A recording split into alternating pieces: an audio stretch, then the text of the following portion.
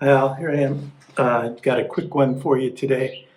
I'm clearly not in Michigan. I'm in the middle of the desert. I'm not going to say exactly where, but you'll soon see how there'll probably be a couple of videos from here. Not a lot of trout fishing here, not a lot of any kind of fishing here. Um, but I thought I'd just share a couple tips with you. And I know that some of you lie about your size, and I'm talking about size of fish. Um, when you catch a fish, it starts off like this size, and then as the story goes on, it gets bigger and bigger and bigger.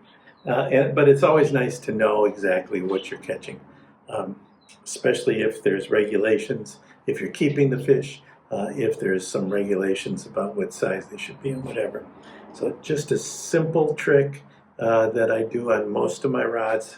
This is a travel rod I travel with, and I haven't done it to this one, so we're going to do it together.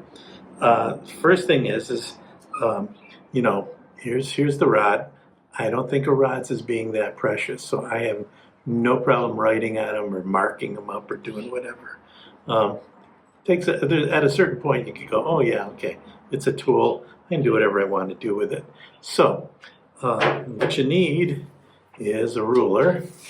This is inches. If you're in other parts of the world, you'd put it into centimeters.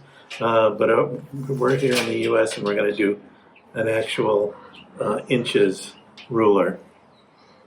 12 inches to a foot, 3 yards, 3 feet to a yard. How many yards in a mile? No one knows. Okay, so here we go. So the first thing I'm going to do is, what are my standard sizes I should use? I've got 2 kinds of markers here, depending on where it's going to be. I have a white marker and a black marker. So my first mark will probably be at 6 inches. So all I do is literally I have a mark there, okay? It's not a big deal. I've just put a little mark right at the 6-inch mark. And then probably the next one in my area, I should do it this way actually. In my area, to keep a trout, it needs to be 10 inches. But in this case, I'm going to mark this at the 12-inch mark.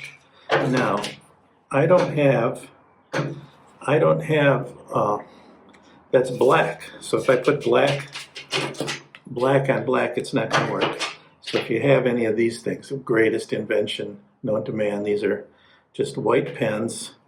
And I'm going to put this at the 12-inch mark. I'm going to double check it. Okay, right there. And I'm going to put a little paint mark there.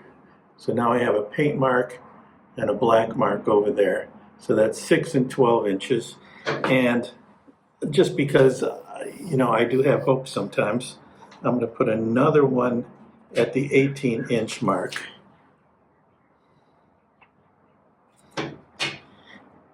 And really, that's about all you need. So I have 3 marks on there now. Okay, so when I catch a fish and I pull it out, I can hold it up against this. See, here's my fish. And I can hold it up, and it's got a mark right there. It's the first mark, so that's a 6-inch mark. So I can easily say I caught an 8-inch fish now. Okay?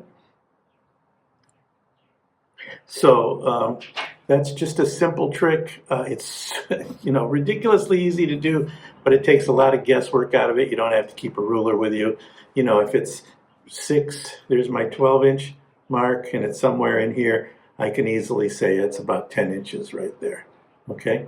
In fact, if I wanted to, since 10 inches is my main spot, 10 inches is, I'm going to put a dot there. So there's 10 inches right there. So if I wanted to keep a fish, that would be the spot. And it's not too unsightly, but at least it's always there. I'm not going to have to look for it or do anything weird like that. And that's just another quick tip. Lots of cool more tips coming up. Great comments. I'm so excited. I'm going to be doing all kinds of more tying. I think the guide flies are are pretty popular, and I got a few more, and I'll try to do the video stuff better in the future. So thanks a lot. And